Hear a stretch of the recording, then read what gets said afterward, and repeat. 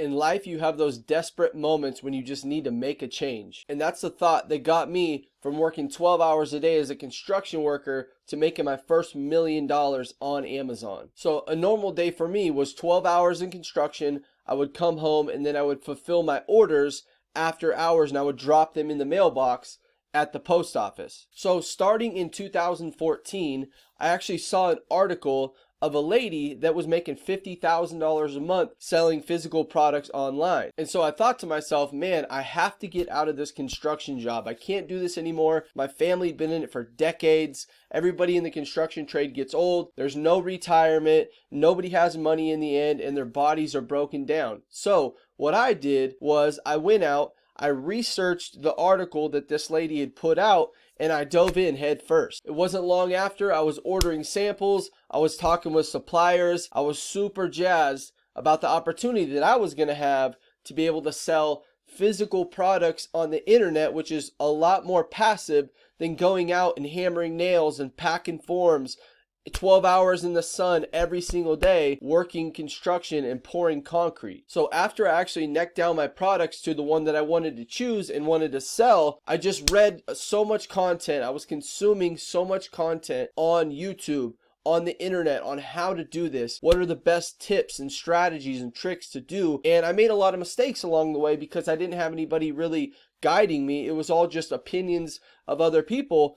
But ultimately, I kept adding products, adding variations, and eventually I made my first $1 million on the Amazon platform. So eventually I got away from construction. I got away from the blow up mattresses, living in a house of 10 other people, 2 other people in my bedroom.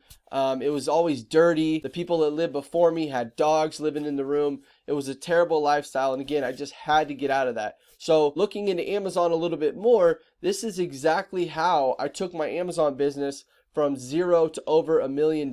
So the first thing I did, and this is the most important thing on Amazon or e-commerce in general, is I did a ton of research on my products, right? That's the number one thing. If you don't have a good product, if your product's terrible, if it's super competitive, if it's a very simple item that anybody in America can just source and the barrier to entry is super low, then it's going to be tough. So make sure you do your product research, and that's what I did. So I actually started with about 5 to 10 different items. I got samples in of all these items, and then I chose what samples were good quality, what ones sold the best, and then I went from there and I necked it down to one product that I eventually started selling, which ended up being my winning product. So when you're first starting out, you have to keep budget in mind, right? If you only have $1,000 or $2,000, then you're going to need a lower MOQ for your products, right? So you might not be able to source a $10 product because your MOQ is going to be a little bit higher. So know your budget, know the type of area that you want to go for your product. What experiences in life have you done that you love products, or what knowledge points, kind of the slight edge that you could have on your competitors, so you're not going to be selling the same product as everybody else. And some products you want to stay away from are super heavy items, right? Oversized items are okay if they're not heavy. It could be a light item, but maybe it's just a little bit in a oversized category, right? So don't totally shy away from oversized product. That might be a higher barrier to entry that can set you apart from some competitors. Some other mistakes other people make is they sell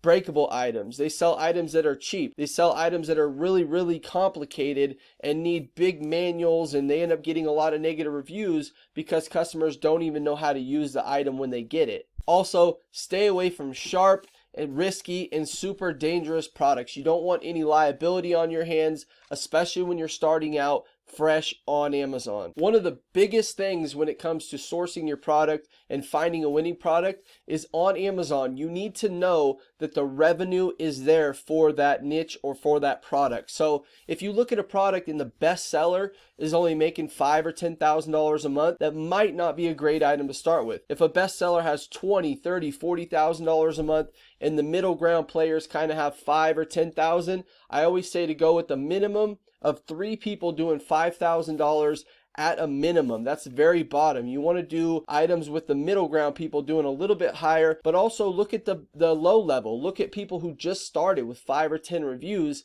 and see how they're doing on Amazon. And if they're making a couple $1,000s a month, you can expect, if your product is as good, which it should be, you can expect to kind of get in there and make a couple $1,000s if these people right now are doing that with very low reviews. The second biggest way I was able to grow was I had an excellent review strategy. So optimizations are huge on Amazon, but if you have a bad product and you have terrible reviews, or you don't have a lot of reviews, your business is 100% gonna suffer. So make sure you have product inserts. Make sure you have some automatic software set up. Make sure the message is nice and short for your inserts and for the product message in Feedback Genius or whatever software you decide that you want to use. In the beginning, I can't stress it enough, you need to set up Vine for brand registered owners or early reviewer program for non-brand registered owners. Also, go to your seller feedback. If somebody leaves a 5-star review on your feedback, ask that customer to go and leave it actually on the product detail page. For optimizations, make sure you do a reverse ASIN search